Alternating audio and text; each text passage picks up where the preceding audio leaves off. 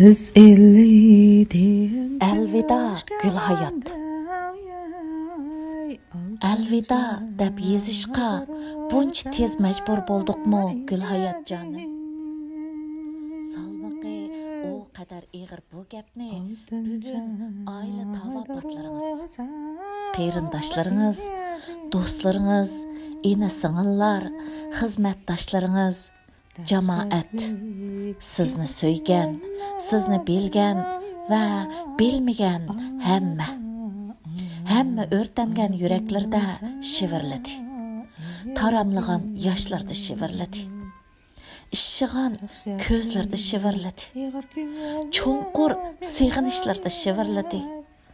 Quloqlarda yangrab turgan mo'ngluq naqshlaringiz bilan, qo'ng'iroqdek jarangliq kulishlaringiz bilan, minnatsiz mehnatlaringiz bilan shivirladi. Shundaq shivirlashlar bilan keynimga beqib, sizni tunji tonigan 4 yil burunga qaytdim va eng oldi bilan bir ona til shaydasini ko'rdim. Siz kichigingizdan Uyg'urcha o'qimaganingizga baxmay, ajdodlardan udum bo'lgan bu tilimizning majnuni edingiz. Uning soplig'ini jiningiz bilan qo'g'daytdingiz. Uchirgan har bir yangi iboralarning ma'nosini bilishga qiziqatdingiz.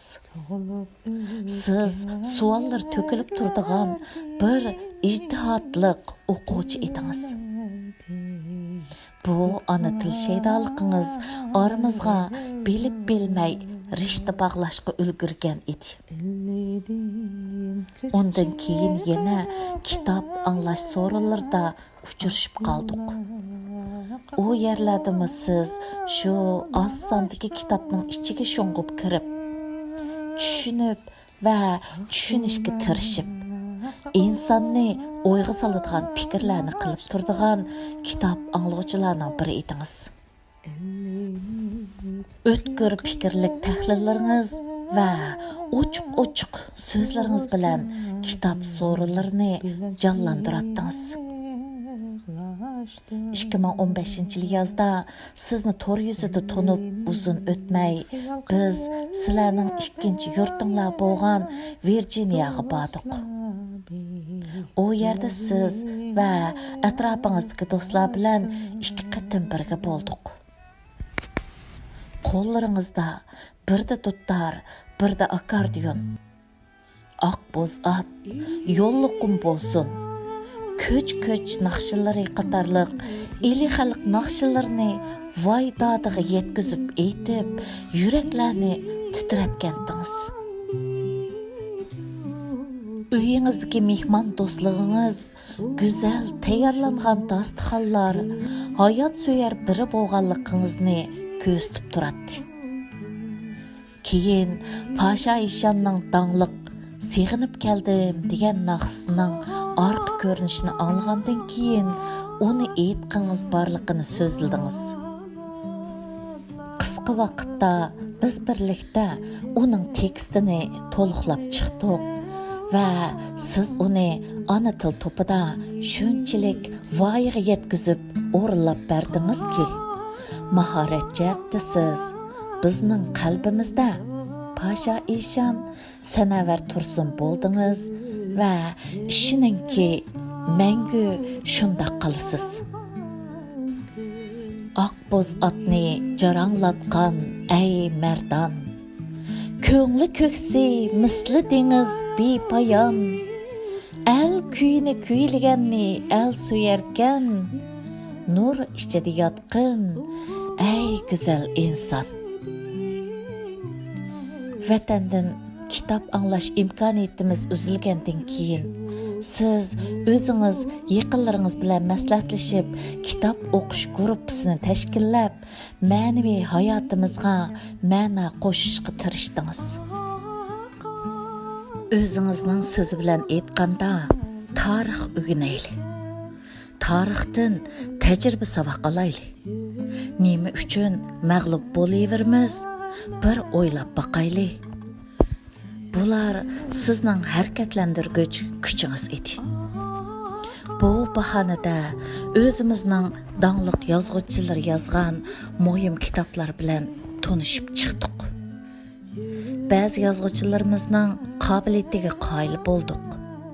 Ezilgan yuraklarımizga malham topdik.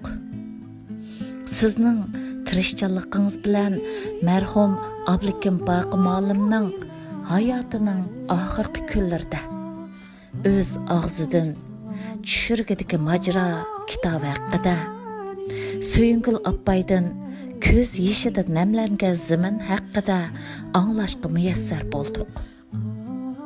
Bu kitoblarda tasvirlangan baturluq, qaysarliklardan kuch oldik, fikrlashdik, kulishdik, yig'lashdik.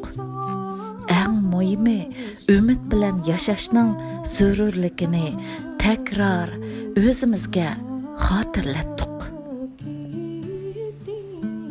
Ko'zlarim yana o'tganlarga tikildi. Yaqinlarga baqqanimda sizning g'ayratingiz, mas'uliyat tuyg'ungiz va irodangizga qoyil bo'lmay tura olmadim. Vatandagi undidor to'plarda o'qilgan esil kitoblarni bir qurma o'chirmay saqlab ekansiz. Biz bo'lsak, telefonlarimiz to'shib ketadi deb allaqachon yo'q qilib bo'pdik. Bu ovozlar o'chmasin. Texmi ko'p insonlarimiz anglab foydalansin dedingiz va amal izlashga boshladingiz. Men bu fikringizdan cheksiz xushal bo'lgan bo'lsam-mo, hech qanday yordamda bo'la olmadim. Oxiri suyimlik Dilara adam ikkinlarning tirishchanligi, qiyinchilikqa yo'liqqanda tan bermas irodanglar bilan o'qilishi noiti esil bo'lgan Bahodir nomining 6 qismini to'liq holda YouTube'ga qo'yishga muyassar bo'ldinglar. Bu emgekinglar davomlashib, yana boshqa kitob, povest, naqshlarning texmi ko'p kishilarga yetishiga, mangu saqlanib qolishiga vasila bo'ldinglar. Mana bular texi o'tgan yil boshlanib, siz oxirgi kunlargacha davom qilgan ishlaringiz. Sizga qoyil bo'lmay mumkinmi? Hayot faqat ikki balat. Biri kelish, biri ketish. Kelishimiz aniq, ammo ketishimiz kim bilmish. Bir naqshida shundoq tasvirlangan ekan. Demak, ketish beltimizda qachon, qandoq yezilmagan. Bu sababdan vaqtsiz kelgan ayrilishlar bizni qattiq azobga, armonga qo'ydi.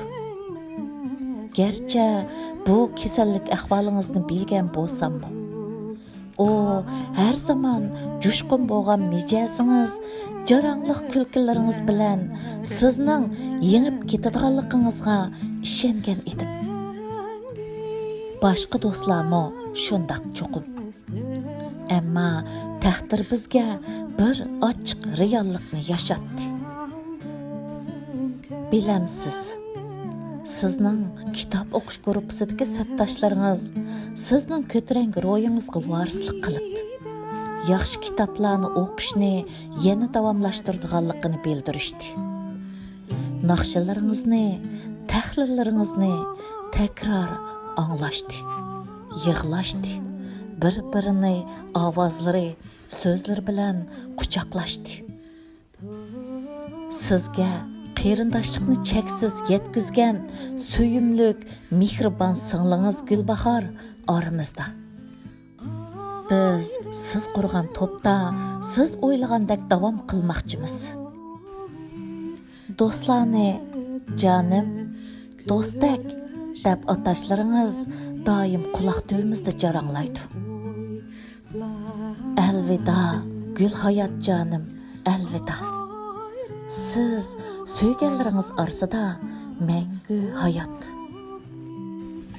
Aqboz atni jaranglatgan ey merdan, ko'ngli ko'ksi misli dengiz bepoyon. El kuyini kuyliganni el suyarkan, nur ichida yotqin, ey go'zal inson.